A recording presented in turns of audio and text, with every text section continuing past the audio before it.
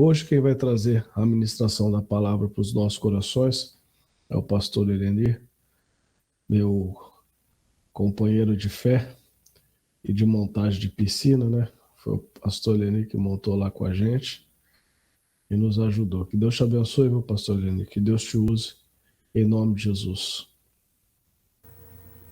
Amém.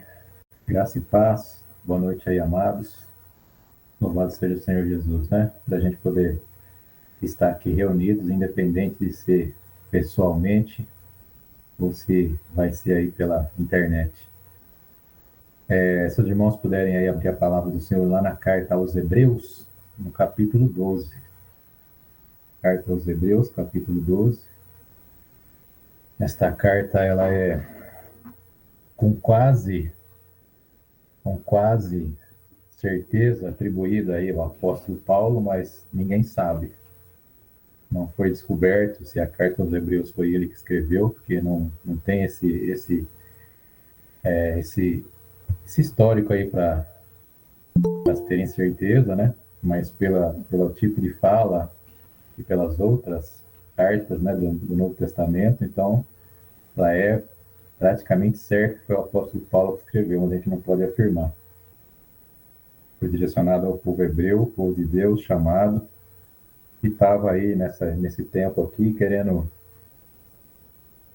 voltar atrás, talvez, em algumas coisas. Então, a gente vai ler alguma coisa aqui no capítulo 12, onde Deus, através do profeta que escreveu, fala aí ao povo que devia manter uma postura, né? E não diferente de nós hoje. Eu já estou com esse texto, já trabalhando ele na minha mente, já tem mais de 10, umas 2 semanas aí. Cheguei até a citar ele na outra segunda que nós estivemos lá. E, bem, eu vou ler aqui, né? O que você colocou aqui? RA, Pedro. A gente não falou da versão, né, Pedro? Mas a minha é ARA, eu vou ler na versão ARA, tá bom? Depois a gente. Se você quiser trocar, é que eu tô com a ARA aqui na mão já, eu vou lê-la aqui do jeito que tá. ARA, é Almeida Revista e Atualizada. Ah, é? Então tá bom, deixa eu ver. Então benção, RA. Tá bom, é que a minha aqui ela tem um A antes, mas aí então tá bom. Essa aí mesmo que o pessoal está acompanhando. Então diz assim a palavra do Senhor. Portanto, também nós, visto que temos a rodear-nos tão grande nuvem de testemunhas, desembaraçando-nos de todo o peso e do pecado que tenazmente nos assedia, corramos com perseverança a carreira que nos está proposta, olhando firmemente para o autor e consumidor da fé, Jesus, o qual, em troca da alegria que lhe estava proposta, suportou a cruz, não fazendo caso da ignomínia ou da vergonha, e está sentado à destra do trono de Deus. Considerai, pois, atentamente aquele que suportou tamanha oposição dos pecadores contra si mesmo, para que não vos fatigueis, desmaiando em vossa alma. Ora, na vossa luta contra o pecado, ainda não tendes resistido até o sangue, e estáis esquecidos da exortação que, como a filhos, discorre convosco. Filho meu, não menosprezes a correção que vem do Senhor, nem desmaies quando por ele és reprovado, porque o Senhor corrige a quem ama e açoita todo filho a quem recebe. E é para a disciplina que perseverais. Deus os trata como filhos. Pois que filho há que o pai não corrige? Mas se estáis sem correção, de que todos se têm tornado participantes, logo, pois bastardos e não filhos. Além disso, tínhamos aos nossos pais segundo a carne, que nos corrigiam, e os respeitávamos, não havemos de estar em muito maior submissão ao Pai espiritual e então viveremos? Pois eles nos corrigiam por pouco tempo, segundo o melhor nos parecia. Deus, porém, nos disciplina para aproveitamento, a fim de sermos participantes da sua santidade. Toda disciplina, com efeito, no momento não parece ser motivo de alegria, mas de tristeza. Depois, entretanto, produz fruto pacífico aos que têm sido por ela exercitados, fruto de justiça. Por isso, restabelecei as mãos descaídas e os joelhos trôpegos, e fazei caminhos retos para os pés, para que não se extravie o que é manco, antes seja curado. Senhor, nós te louvamos pela tua santa palavra, ó Pai.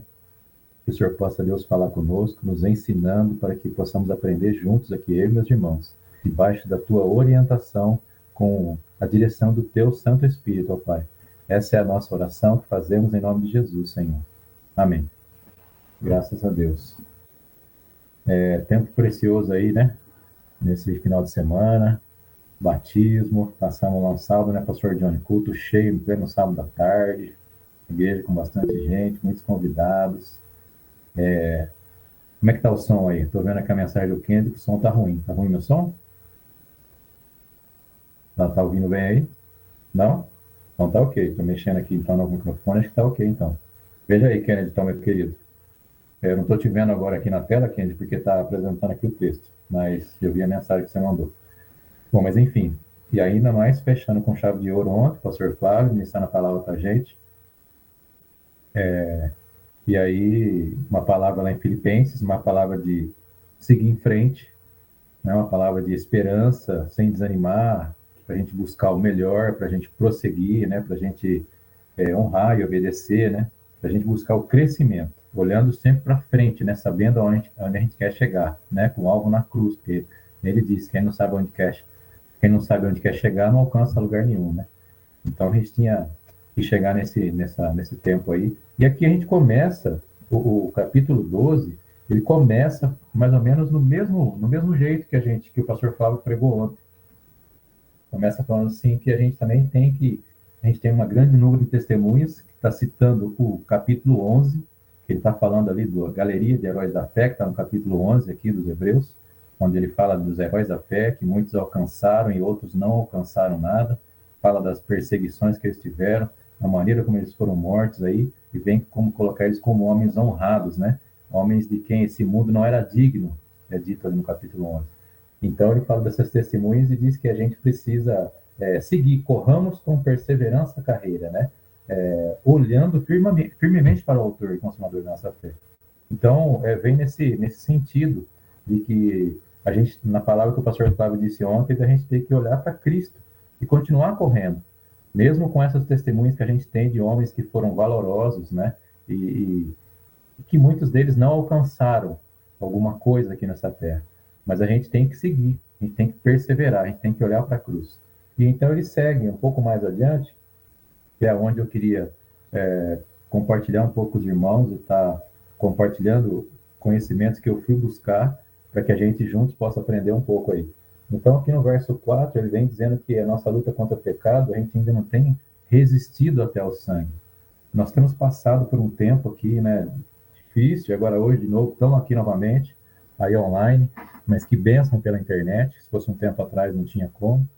Então, estamos nós aqui de novo presos, e a gente fica que nem o pastor mesmo disse, e agora de novo, o pastor Cavalário pregou ontem de manhã e falou assim, eu fiquei bravo na sexta-feira, porque quando eu fiquei sabendo que ia fechar de novo, não é possível, então a gente tende a desanimar, aquela coisa toda, mas ele diz aqui, na nossa luta contra o pecado, a gente não tem resistido até o sangue, quer dizer, nós não estamos ainda, como esses que foram citados no capítulo 11 de Hebreus, sendo passados a fio de espada, sendo perseguidos até a morte. É claro, o Covid é algo que ceifou muitas vidas, né? Mas não é uma perseguição por conta da palavra do Senhor, como ele está dizendo aqui. Na nossa luta contra o pecado, ainda não tens resistido até o sangue. Então, nós estamos ainda numa boa situação. Como outros irmãos nossos, por exemplo, do outro lado aí do oceano, estão passando por perseguições e são presos, são mortos, como era antigamente. E a gente hoje, de certa forma, eu posso dizer que nós somos privilegiados com isso. Então, a gente está indo de uma maneira mais tranquila ainda. Verso 5, por favor, Pedro, já que você está apresentando para mim, que eu consigo ficar olhando mais para a tela e sem desviar o olhar para a Bíblia. E está esquecido da exortação que, como a filhos, discorre convosco. E ele cita, quando ele começa dizendo aqui, filho meu, não menospreza a correção que vem do Senhor, nem desmaies quando por eles é reprovado. E 6, por favor, Pedro. Porque o Senhor corrige a quem ama e açoita todo filho a quem recebe. Ele está citando Provérbios 3, versos 6 e 7. É a citação aqui desse trecho.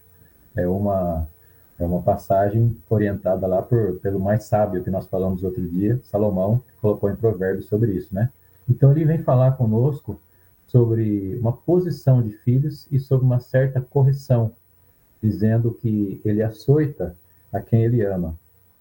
E eu, trabalhando nesse texto, olhando para isso de uma maneira assim muito especial, ele vem falar o seguinte: quem passa por uma correção, por um tempo aí de aperto, por um tempo, vamos dizer assim, de dificuldade, pro nosso bem. A palavra fala sobre isso em muitos lugares. Ela fala sobre esse negócio de passar por uma coisa ruim que vai nos fazer melhor. Eu pedi para o Pedro citar uma delas, colocar aí para nós. Está lá em primeira carta de Pedro, no capítulo 1, versos 6 e 7, onde ele fala assim: nisso exultais, embora no presente por breve tempo, se necessário, sejais contristados por várias provações, para que, uma vez confirmado o valor da vossa fé, muito mais preciosa do que o ouro perecível, mesmo apurado por fogo, redunde em louvor, glória e honra na revelação de Jesus Cristo. Então ele fala assim: muito mais preciosa do que o ouro perecível, mesmo apurado pelo fogo. Aquele negócio que a gente fala que o ouro tem que ser derretido para ser tirado as impurezas dele. Então o ouro fica puro quando ele tem que passar no fogo. É mais ou menos o que nós estamos lendo aqui em Hebreus 12, onde Deus está falando sobre a correção como filhos, para que ele então nos torne melhores, para que ele venha nos aperfeiçoar, né? Então, esse Deus que faz isso, irmãos, ele é um Pai perfeito. Ele sabe o que ele faz para nos conduzir, porque a gente vai ver mais para frente, mas eu quero só seguir aqui, que ele usa as coisas que nós estamos passando para fazer com que a gente seja melhor. E eu não quero aqui dizer para você, eu não quero que você pense que eu estou falando aqui agora, que Deus colocou a pandemia como um castigo para nós. Não é nada disso que eu estou falando. Mas o Senhor, ele usa, com certeza, toda e qualquer situação para nos aperfeiçoar. Então, por isso, eu queria aqui fazer uma pergunta para você. O que é que você tem aprendido? Aonde você tem sido aperfeiçoado nesse tempo de pandemia que nós estamos vivendo?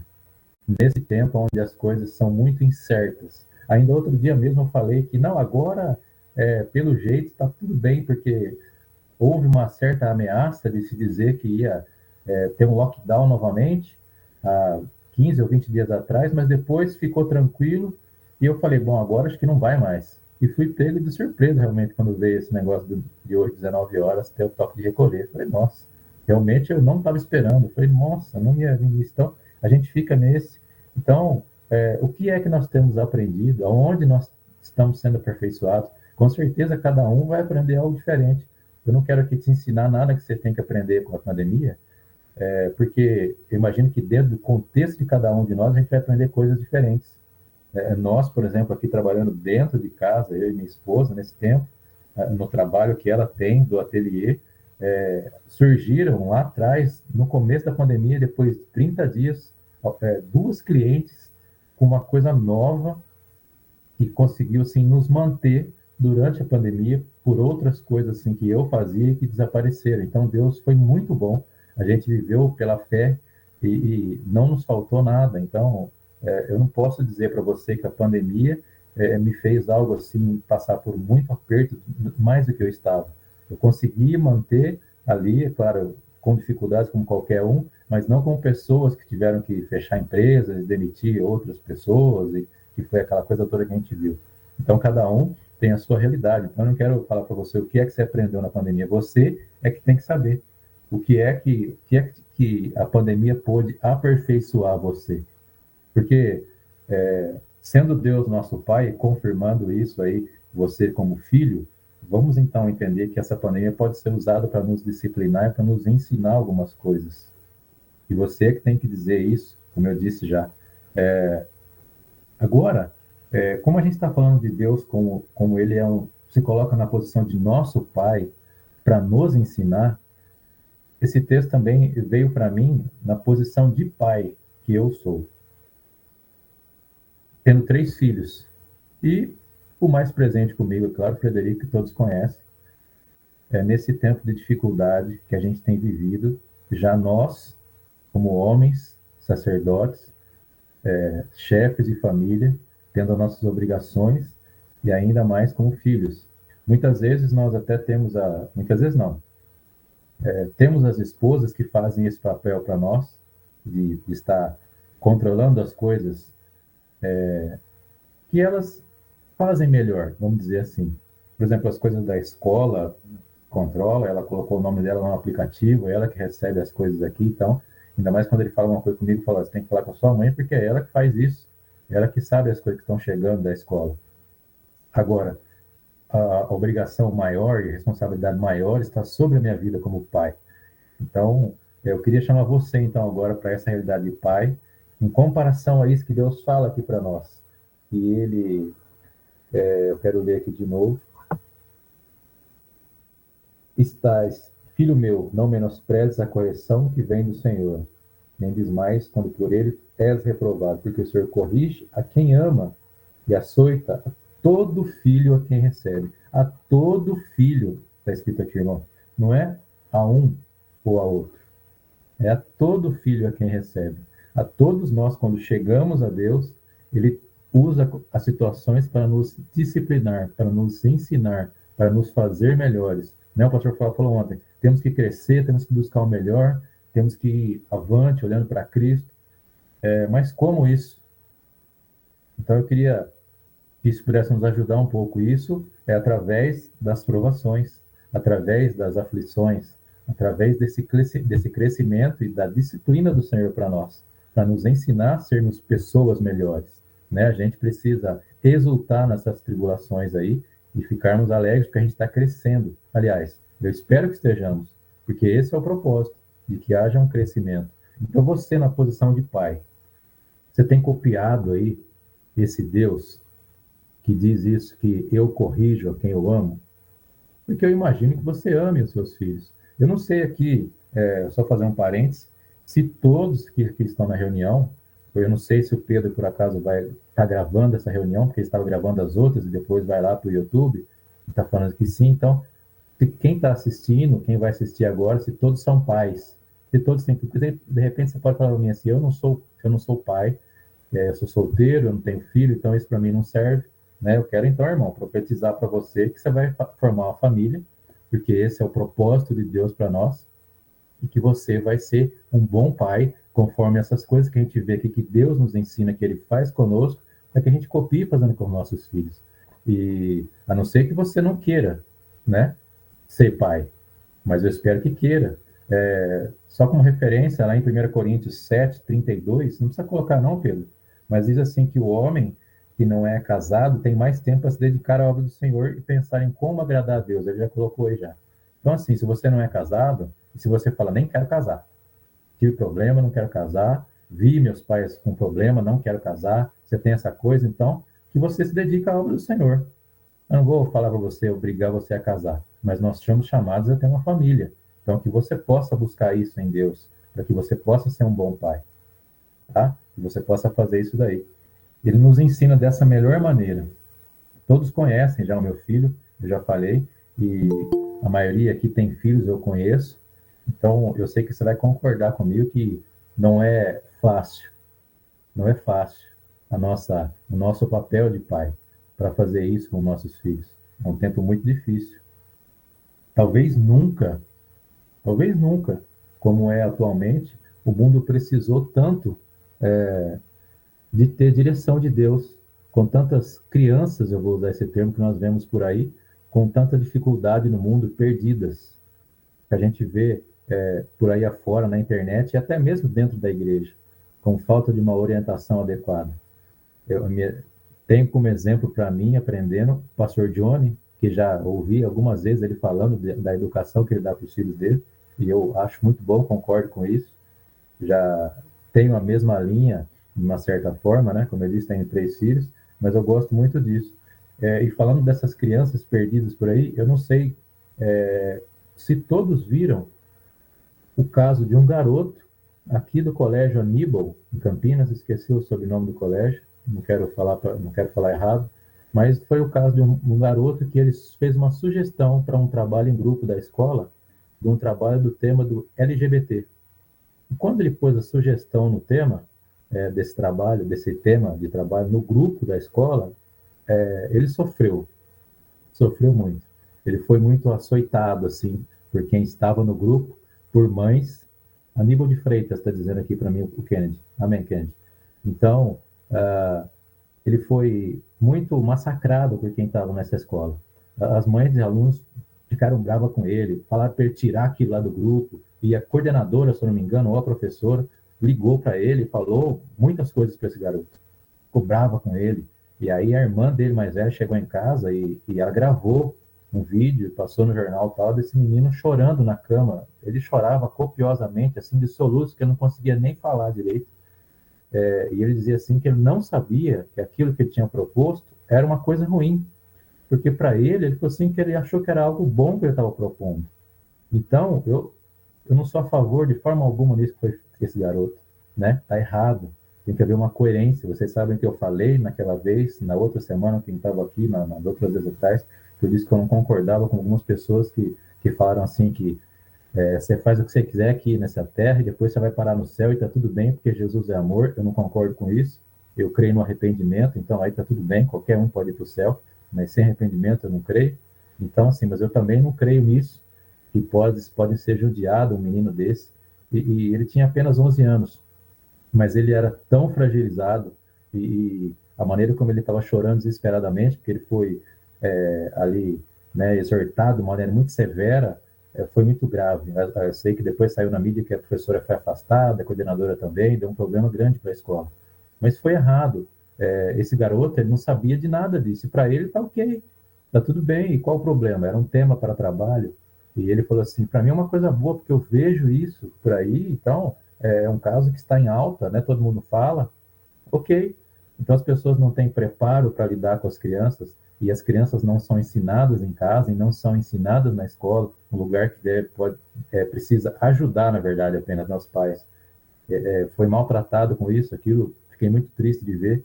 Então, o mundo, ele precisa muito de Cristo, mas, ao mesmo tempo, ele rejeita totalmente a Cristo, né? Ao mesmo tempo que ele pede por tanto socorro, precisando de Jesus, ele diz, não, eu não quero. Jesus, não, obrigado. Eu não preciso. Então, se isso não nascer dentro de casa, através de nós, principalmente, depois é difícil você colocar isso, você inculcar isso no mundo lá fora, né? Porque já há crianças revoltadas ou muito fragilizadas, ou é 8 ou 80. Ou elas são revoltadas pela falta de um pai, de uma mãe, ou elas são muito fragilizadas também por falta de ensino, por falta de educação, por falta de Deus. E elas seguem dessa forma. Então, como que a gente pode ensinar os nossos filhos a ser grandes homens e mulheres de Deus? Eles precisam aprender a amar as pessoas e lidar com isso, com o pecado delas, né? Num tempo onde talvez nem eu e nem você sejamos muito preparados para isso. Imagina se nós recebermos pessoas dentro da igreja que convivem no mesmo sexo hoje, um casal. Como nós estamos preparados para isso? Qual é o nosso comportamento diante disso? Nós temos que amá-los. O nosso papel como cristãos é de amar. É isso que tem que ser feito. Apesar da gente saber que na palavra está escrito o contrário, a gente não concordar com a atitude de vida deles, nós precisamos amar. Mas muitas pessoas, entre nós mesmos, não estão preparados para isso. Então, como ensinar nossos filhos isso, mais ou menos? Eu fui buscar algumas orientações e eu fui lá no século XVII. Fui lá no século XVII procurar alguns conselhos de uma pessoa, de uma grande mulher de Deus, que eu não sei se você vai saber quem para que eu também aprendesse com isso. Eu tinha ouvido alguma coisa já no seminário sobre isso, e aí eu fui buscar isso, tem uma biografia, mas eu peguei uma mestra em psicologia que fez um trabalho, e ela fala de Susanna Wesley. Não sei se você sabe quem é Susanna Wesley, é a mãe de John Wesley, daquele que origina a teologia que nós seguimos na Igreja Nazarena, né? John Wesley, ele vem com a teologia da santidade, né? E a gente tem o Armínio Wesleyano, só para reforçar de novo. Armínio fala sobre a nossa escolha, sobre livre-arbítrio e algumas outras coisas. John Wesley fala sobre santidade. Então, a mãe de John Wesley, Susanna Wesley, Inglaterra, século XVII, ela criou 19 filhos. 19 filhos, à luz da palavra de Deus. Então, lá nesse estudo, tem ali muitos muitos conselhos dela. Eu separei alguns, que nem dava para a gente falar de tudo. Eu separei alguns aqui só que eu acho que me ajudam muito com isso. E eu concordo muito com ela e algumas coisas, e muitas coisas assim que eu praticava também já com o Fred, desde pequeno, para a gente ter esse discernimento. Eu creio que você já tem isso, mas talvez se não tenha, vai ajudar. Quem sabe alguém que está chegando, você vai orientar alguém aí que você conhece com isso e vai servir de norte para pessoas que estão criando seus filhos hoje. Diz assim, o primeiro que eu citei aqui dela, que eu anotei dela, diz assim, que as crianças devem aprender a orar, então logo comecem a falar. A oração a gente sabe que é importante. E a gente tem que ensinar para os nossos filhos desde cedo. Então, assim, aprendeu a falar, já ensina logo a orar. A palavra de Deus tem que estar inserida na criança desde cedo. Porque depois que cresce, vai ficando cada vez mais difícil, como qualquer outro aprendizado. Eu só vou citar, não vou falar muito sobre isso. A segunda que eu anotei diz assim: não permita que um ato pecaminoso da criança passe impune, né? Porque nós sabemos que diante de Deus o pecado não vai passar impune. Ele é amor, mas ele é justiça. Então a gente já tem que orientar nossos filhos com isso, que o pecado não pode, uma atitude pecaminosa dela não pode passar impune. Tem que haver uma punição para isso. Aí ela fala algo muito interessante, que eu juntei algumas coisas assim, nesse 3 aqui, de outros itens que ela falou. E diz assim: para evitar mentiras, não deve ser punido nenhum erro confessado e do qual logo os filhos se arrependam. É fantástico. Não haver punição se houver confissão e arrependimento. É igual Deus faz conosco. Deus faz assim conosco. Se arrependa, confesse, então deixa e está tudo ok. Então, isso aqui é um conselho muito bom dela. Não puna os filhos duas vezes por uma única ofensa. Não pode haver dupla punição, né? Eles devem ser ensinados a temer a vara e cumprir com rigor todas as promessas que eles fazem. Disciplina. É igual o Senhor estava falando aqui em Hebreus 12. Disciplina. Eu disciplino a quem eu amo. Isso é por quê?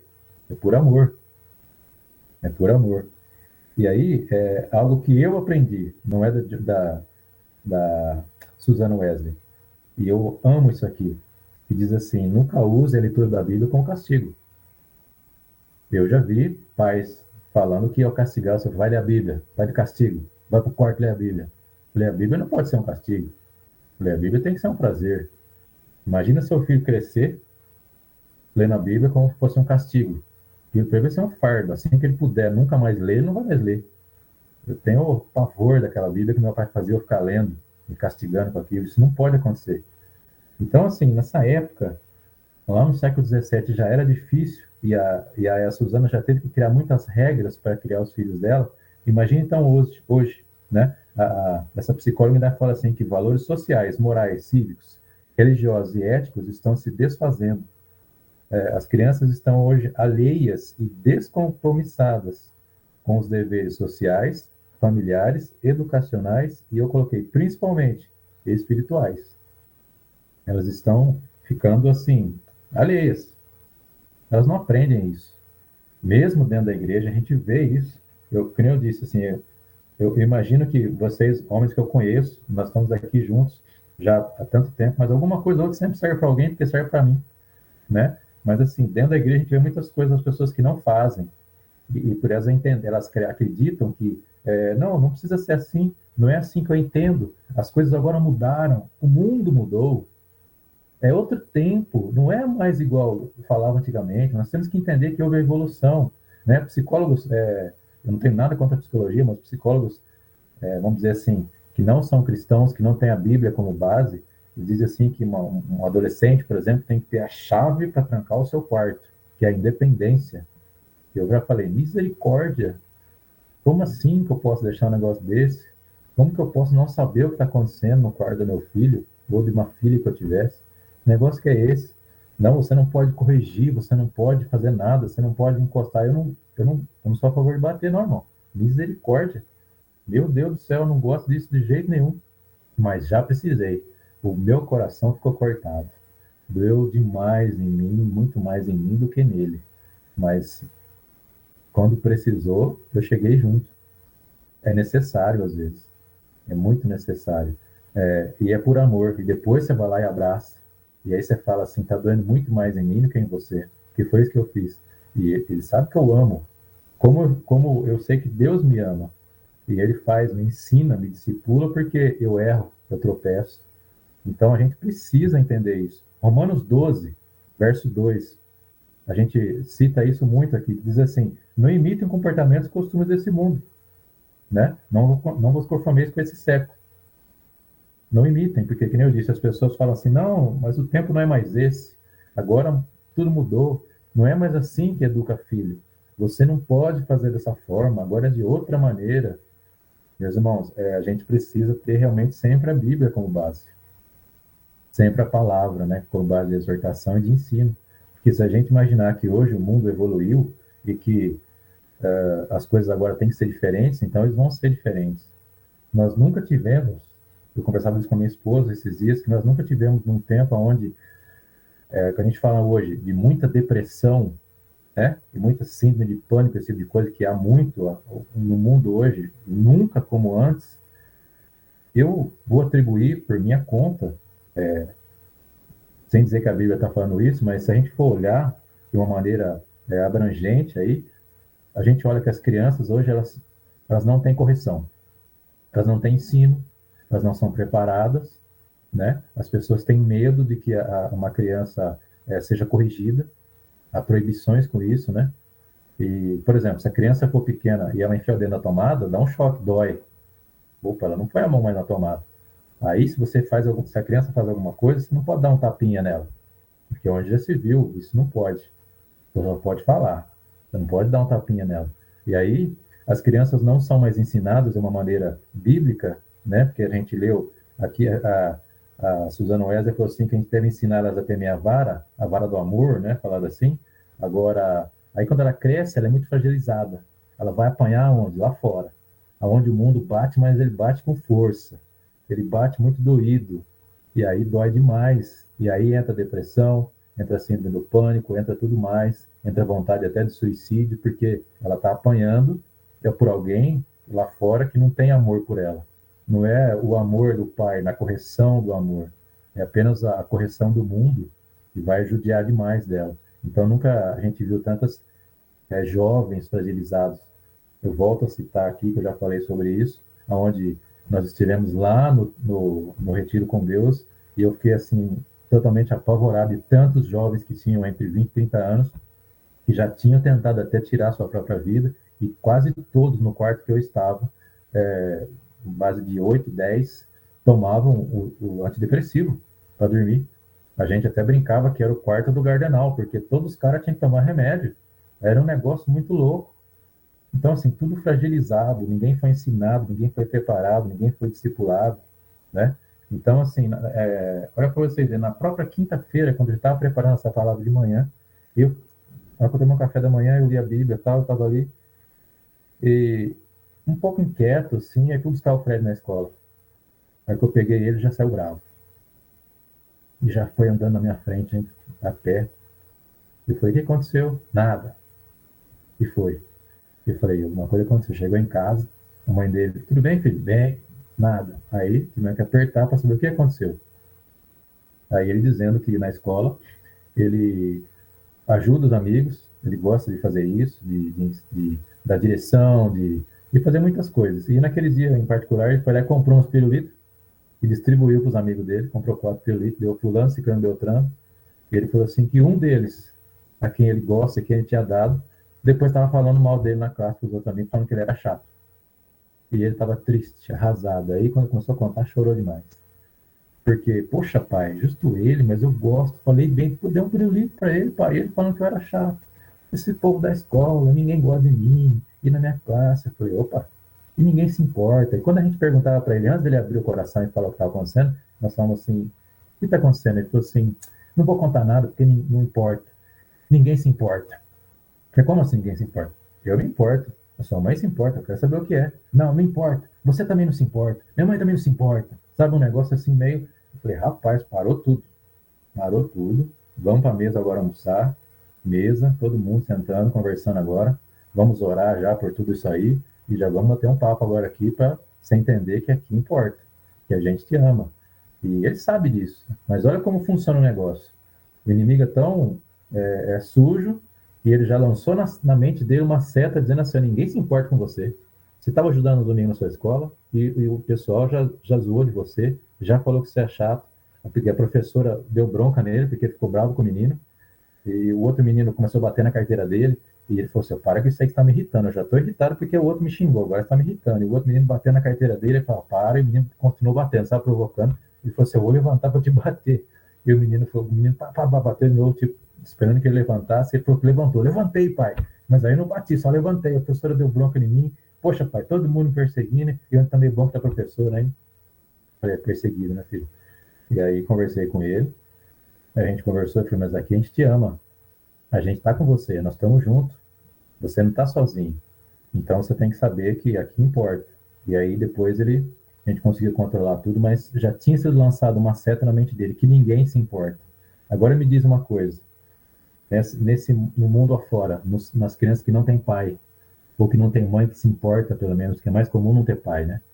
Mas aí chega lá, o inimigo já lança essa seta, você não vale nada, ninguém liga para você, o seu pai já foi embora mesmo, e na escola é isso, e na vizinha, na rua aquilo, o seu vizinho aquilo, o seu colega que você ajudou ele aquilo. Então as crianças estão sendo destruídas.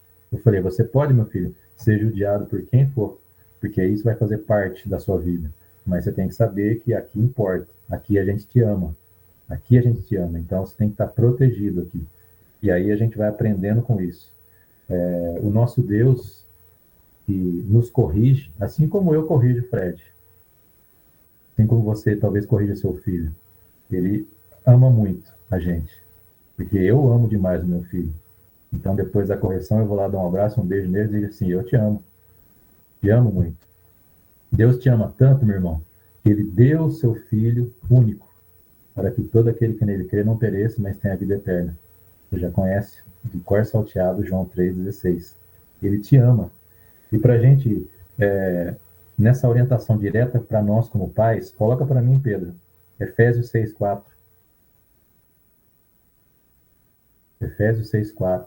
Aqui, no começo de Efésios, ele está falando sobre pais e filhos.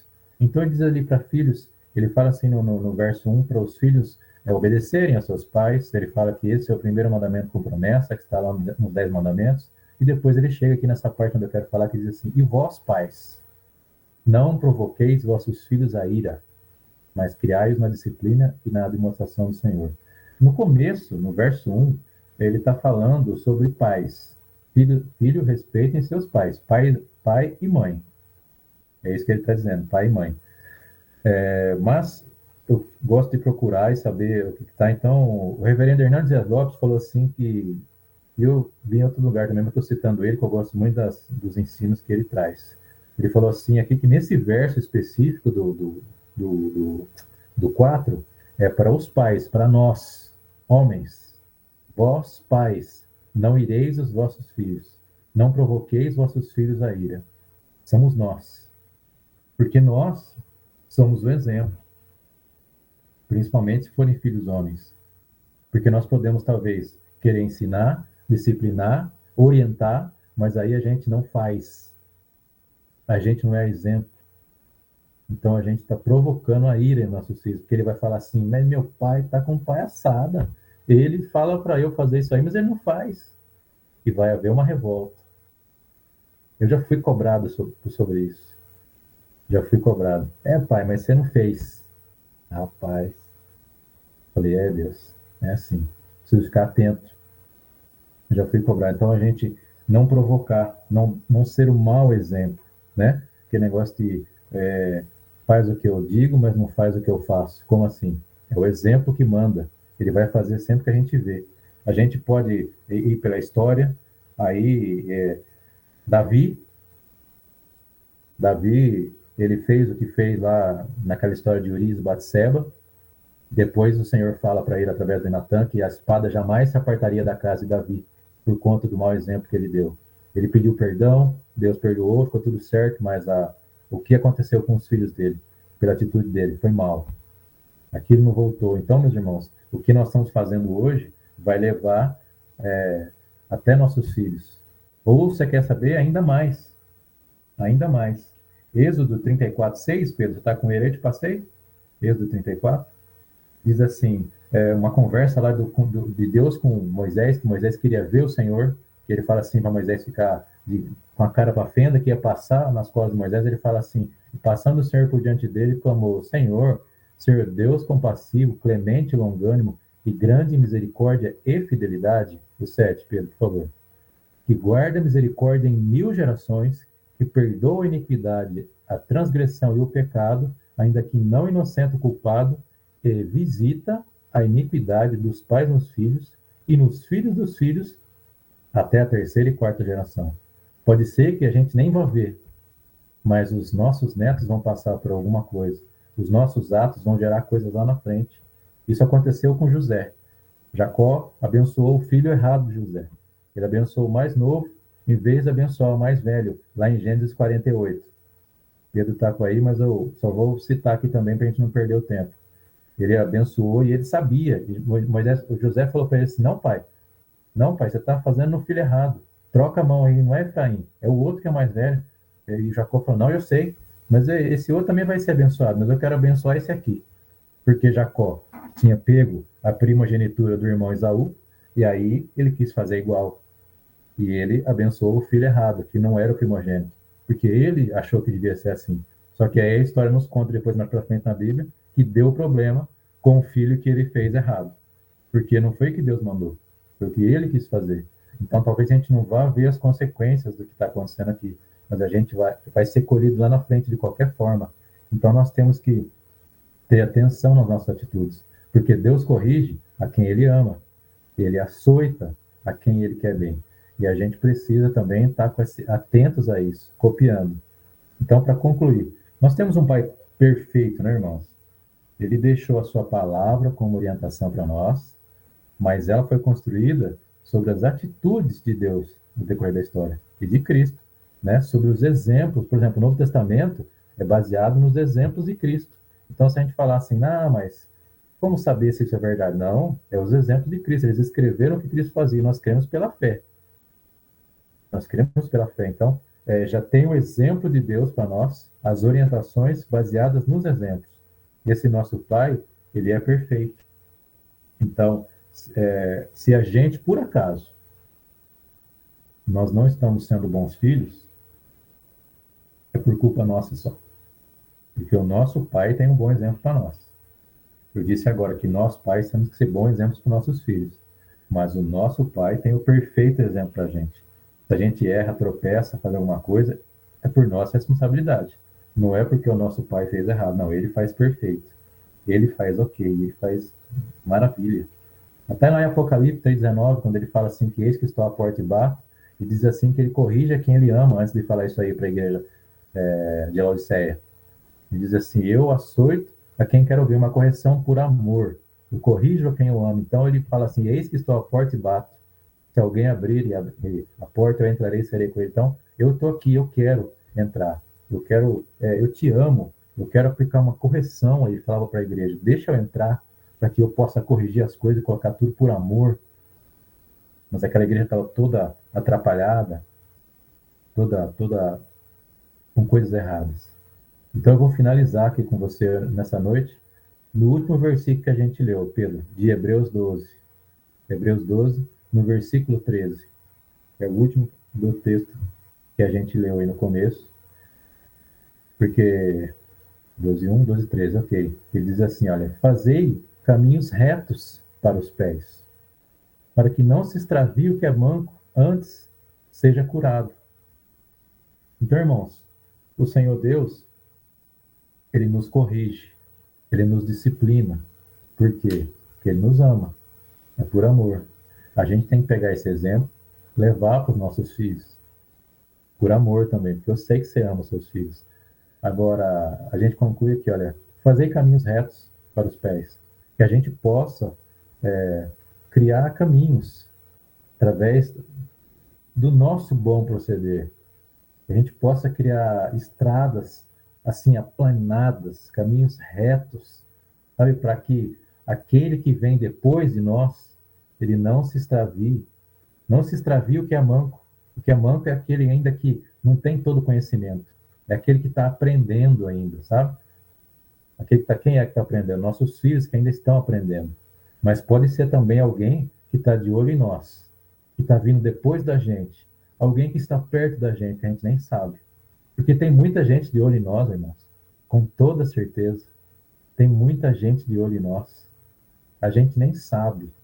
Eu já tive pessoas na igreja há um tempo atrás, logo que eu comecei o seminário, que conversaram comigo e eu não conhecia a pessoa, ela já sabia o meu nome, sabia um monte de coisa. Eu falei, meu Deus, as pessoas estão de olho em mim. As pessoas estão de olho em nós.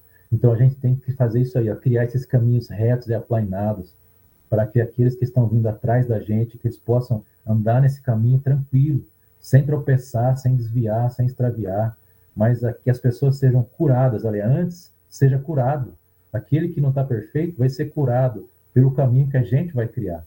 Então que você possa aí criar esse caminho para os seus filhos, como exemplo do Senhor, se for necessário, com a disciplina, com o ensino por amor. Mas cria então esse caminho na sua vida, prosseguindo para o alvo, como a gente falou, olhando para a cruz, olhando para Cristo, sem desistir, avançando, com ânimo, com perseverança, com esperança, porque Ele é nossa esperança, esperança de dias melhores, esperança do fim da pandemia, esperança de voltar às coisas mais ao normal possível que for, porque a gente já falou sobre isso, que normal, como era antigamente, é difícil. Outro dia eu pensava, acho que agora eu vou usar o álcool gel para sempre.